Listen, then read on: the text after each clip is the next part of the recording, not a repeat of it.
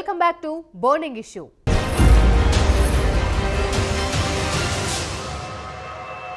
తెలంగాణలో BJP target Hong తెప్పించడమేనా? అందుకే ఎవరికి అంతు చిక్కని వ్యూహాలతో కమలనాథులు ముందుకు సాగుతున్నారా? బీఆర్ఎస్ కాంగ్రెస్లకు జలకివ్వబోతున్నారా? గోల్కొండ కోటపై కాషాయ జెండా ఎగరవేయాలనుకుంటున్న కాషాయ పెద్దల లక్ష్యం నెరవేరేనా?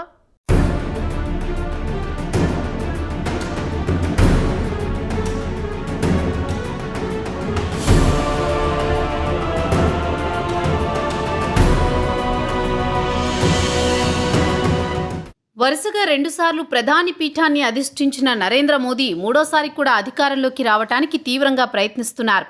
అయితే ఆ ప్రయత్నం సఫలం కావాలంటే 130కి పైగా పార్లమెంటు స్థానాలున్న దక్షిణ భారతదేశంలో బీజేపీని బలోపేతం చేయాల్సిన అవసరం చాలా ఉంది. ప్రస్తుతానికి కర్ణాటకలో మాత్రమే బీజేపీ బలంగా ఉంది. 2019 పార్లమెంట్ ఎన్నికల్లో కర్ణాటకలో బీజేపీకి 25 ఎంపీ స్థానాలు వచ్చిన సంగతి తెలిసిందే.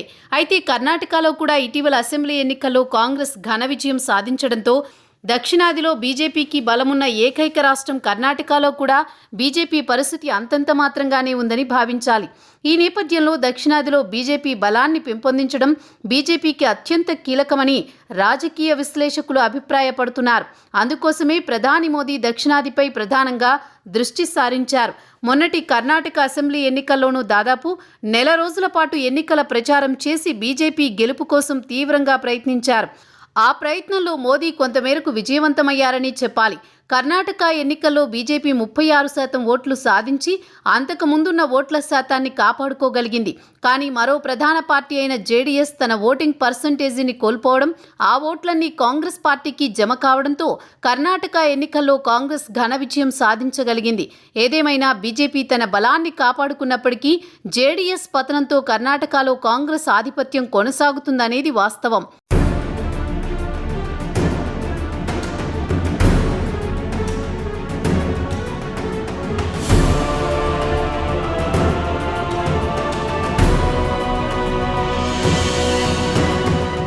కాగా కర్ణాటక తర్వాత దక్షిణాదిలో బీజేపీకి బలమున్న రాష్ట్రం తెలంగాణ మాత్రమేనని రాజకీయ విశ్లేషకుల అభిప్రాయం.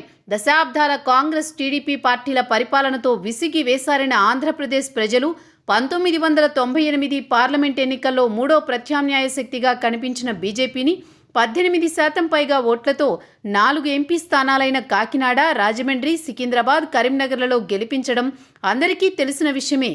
ప్రత్యేకించి తెలంగాణలో 1998 పార్లమెంటు ఎన్నికల సమయంలో బీజేపీ ఒంటరిగా పోటీ చేసి దాదాపు 28.5% ఓట్లను సాధించింది. 2 ఎంపీ స్థానాలను గెలుచుకుంది. వాటిలో దశాబ్దాలుగా పట్టున్న సికింద్రాబాద్ ఎంపీ స్థానంతో పాటు ఉత్తర తెలంగాణ ప్రాంతానికి చెందిన కరీంనగర్ ఎంపీ స్థానం మరొకటి. అయితే తరువాతి రాజకీయ పరిణామాల నేపథ్యంలో బీజేపీ, టీడీపీ మధ్య పొత్తులు కుదరడంతో క్రమేణా బీజేపీ తన అస్తిత్వాన్ని కోల్పోయిందని చెప్పాలి. ఆ తర్వాత సుదీర్ఘకాలం అనంతరం తెలంగాణ ప్రత్యేక రాష్ట్రం ఏర్పాటు తర్వాత 2019 పార్లమెంట్ ఎన్నికల్లో తెలంగాణలో బీజేపీ మళ్లీ పుంజుకోగలిగింది. ఆ ఎన్నికల్లో బీజేపీ దాదాపు 20% ఓట్లను, 4 ఎంపీ స్థానాలను గెలుచుకుని మరో 2 ఎంపీ స్థానాల్లో రెండో స్థానంలో నిలిచింది. ఆ ఎన్నికల్లో ప్రధానంగా ఉత్తర తెలంగాణ ప్రాంతంలో బీజేపీ బలోపేతమైందని చెప్పాలి.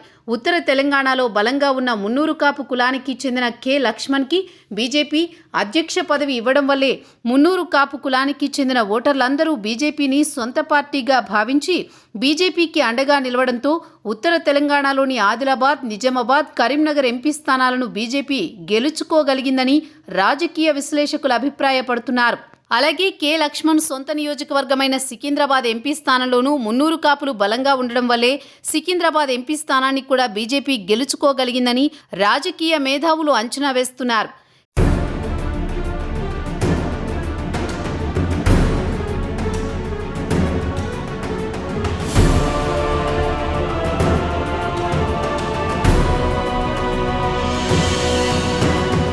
కె లక్ష్మణ్ తర్వాత బీజేపీ అధ్యక్షుడు అయిన బండి సంజయ్ కూడా మున్నూరు కాపు కులానికి చెందినవాడే కావడం, మంచి వాగ్ధాటి పోరాట పటిమ ఉన్న నాయకుడు కావడంతో మున్నూరు కాపులతో పాటు ఇతర బీసీ కులాలు హిందుత్వాన్ని బలంగా ఆదరించే బ్రాహ్మణ, వైశ్య లాంటి అగ్రకులాలను సైతం బలంగా ఆకర్షించి బీజేపీని బలమైన ప్రత్యామ్నాయ శక్తిగా నిలపడంలో విజయవంతమయ్యారనే అభిప్రాయం సర్వత్రా వ్యక్తమవుతోంది. బండి సంజయ్ నాయకత్వంలో బీజేపీ దుబ్బాక, హుజురాబాద్ ఉప ఎన్నికల్లో గెలవడమే కాకుండా జీహెచ్ఎంసీ ఎన్నికల్లో 48 డివిజన్లు గెలుచుకుని అధికార బీఆర్ఎస్ పార్టీకి ముచ్చెమటలు పోయించారనడంలో ఎలాంటి సందేహం లేదని రాజకీయ మేధావులు సైతం అభిప్రాయపడుతున్నారు. దాంతో ఒక దశలో అధికార బీఆర్ఎస్ పార్టీకి బీజేపీయే ప్రధాన ప్రత్యర్థి అనే అభిప్రాయం కూడా బలంగా వినిపించింది. అదే సమయంలో ఈటెల రాజేందర్ చేరికతో ముదిరాజ్ కులానికి చెందిన ఓటర్లందరూ బీజేపీకి దగ్గరవడంతో బీజేపీ బలం మరింతగా పెరిగిందని, ముదిరాజులు అధికంగా ఉన్న మహబూబ్ నగర్, రంగారెడ్డి, హైదరాబాద్, మెదక్, నిజామాబాద్, కరీంనగర్ జిల్లాలలో బీజేపీ మరింత బలోపేతమైందని రాజకీయ మేధావులు అంచనా వేస్తున్నారు. దానికి తగ్గట్టుగానే ఈటెల రాజేందర్కి బీజేపీలో కీలక బాధ్యతలు అప్పగించిన విషయం తెలిసిందే. దానికి తోడు బీసీలకు అధిక స్థానాలు కేటాయించడం, బీసీలను సీఎం చేస్తామని ప్రకటించడంతో తెలంగాణలో అత్యధిక సంఖ్యలో ఉన్న బీసీ వర్గాలన్నీ బీజేపీ వైపు చూస్తున్నాయనడంలో సందేహం లేదని రాజకీయ మేధావులు అభిప్రాయపడుతున్నారు. మొత్తం మీద బీసీలు కొన్ని అగ్రకులాలలో బలంగా పాతుకుపోయిన బీజేపీ ఎస్సీ, ఎస్టీలలోనూ అవసరమైన మేరకు మద్దతు పొందడంలో విజయవంతమైందని అంటున్నారు.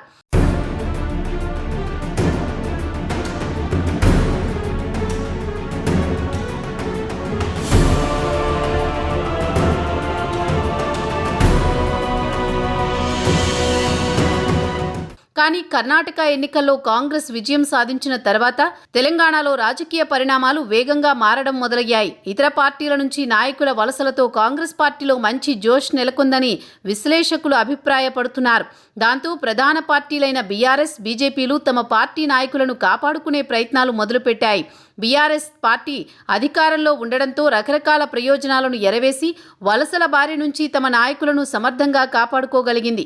దానికి తోడు దాదాపు సిట్టింగ్ ఎమ్మెల్యేలందరినీ మళ్లీ టికెట్లు ఇవ్వడం ద్వారా బీఆర్ఎస్ పార్టీ తమ పార్టీ నాయకుల వలసలను అడ్డుకోగలిగింది.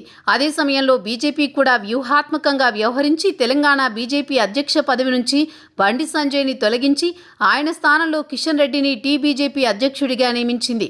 తెలంగాణలో అత్యధిక నియోజకవర్గాల్లో అన్ని పార్టీల్లోనూ రెడ్డి నాయకత్వం బలంగా ఉండడం, వారంతా కర్ణాటక ఎన్నికల ఫలితాల తర్వాత జోరు మీదున్న రేవంత్ రెడ్డి నాయకత్వంలోని కాంగ్రెస్ పార్టీలో చేరేందుకు ప్రయత్నిస్తారన్న అంచనాతో బీజేపీ అధిష్టానం మున్నూరు కాపు కులానికి చెందిన బండి సంజయ్ స్థానంలో రెడ్డి కులానికి చెందిన కిషన్ రెడ్డిని తెలంగాణ బీజేపీ అధ్యక్షుడిగా నియమించారని రాజకీయ మేధావులు అంచనా వేస్తున్నారు.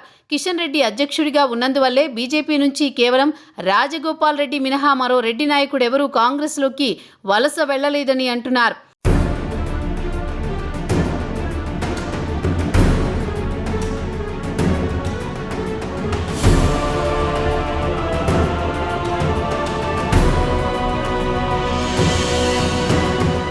అయితే టికెట్ల కేటాయింపు, నామినేషన్ల పర్వం పూర్తయిన వెంటనే ప్రధాని నరేంద్ర మోదీ పాల్గొన్న బహిరంగ సభలో కిషన్ రెడ్డి సమక్షంలోనే బీజేపీ గెలిస్తే బీసీలను ముఖ్యమంత్రి చేస్తామని ప్రకటించడంతో బీసీ నాయకులకే బీజేపీ పెద్దల ఆశీస్సులు ఉన్నాయని తేలిపోయిందని అంటున్నారు.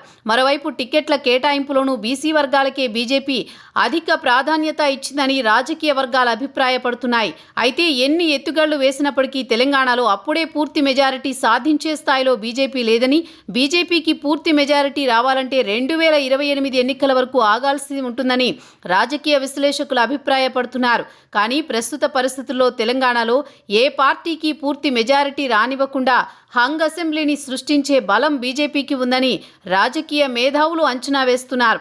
ఈ అంశానికి సంబంధించిన వివరాల్లోకి వెళితే 10 ఏళ్ల పాలనతో ప్రభుత్వ వ్యతిరేకతను ఎదుర్కొంటున్న బీఆర్ఎస్ పార్టీ పూర్తి మెజారిటీ సాధించడం అసాధ్యమని అంటున్నారు. అలాగే కర్ణాటక ఎన్నికల ఫలితాలతో కాంగ్రెస్ పార్టీ ఊపు మీద ఉన్నప్పటికీ అంతర్గత విభేదాలు, సామాజిక న్యాయం పాటించడంలో కాంగ్రెస్ విఫలమవుతోందనే అభిప్రాయాల నేపథ్యంలో కాంగ్రెస్ కూడా పూర్తి మెజారిటీ సాధించడం అసాధ్యమేనని అంటున్నారు.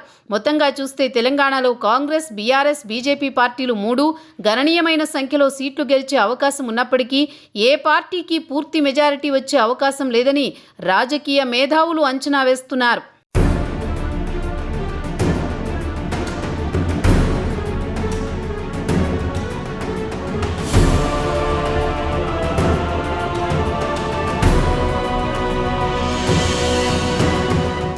ఒకవేళ తెలంగాణలో హంగ్ అసెంబ్లీ ఏర్పడితే మాత్రం బీజేపీ అధికారం హస్తగతం చేసుకోవడం ఖాయమని బీజేపీ రాజకీయాలు తెలిసిన ప్రతి ఒక్కరూ అభిప్రాయపడుతున్నారు.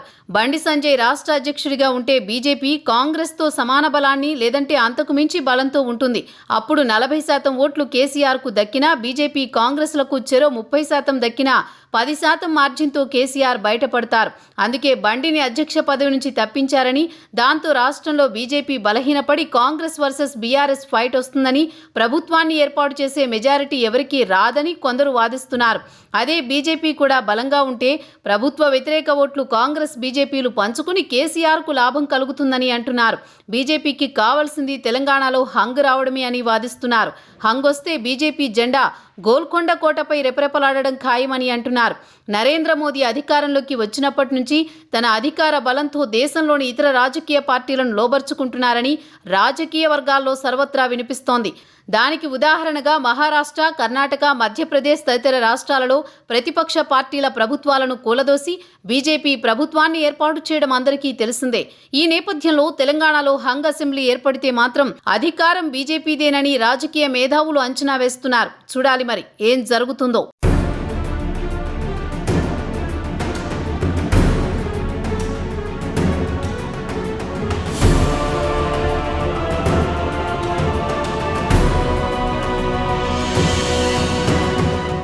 వరుసగా 2 పర్యాయాలు గెలిచిన కేసీఆర్ ఈసారి హ్యాట్రిక్ కొట్టాలనుకుంటున్నారు.